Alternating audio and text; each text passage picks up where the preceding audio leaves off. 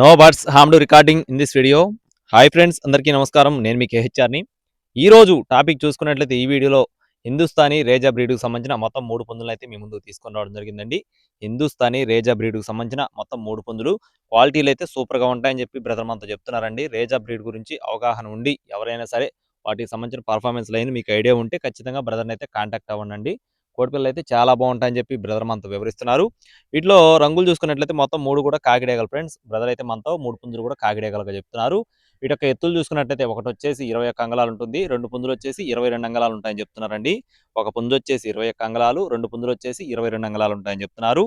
అలాగే వీటి యొక్క బరువులు అయితే యావరేజ్గా 3 నుండి 3.5 కేజీల మధ్యలో ఉంటాయని చెప్తున్నారు. క్వాలిటీలు అయితే మాత్రం ప్రత్యేకంగా చెప్పాల్సిన పని లేదు, చాలా బాగుంటాయని చెప్పి వివరించారండి.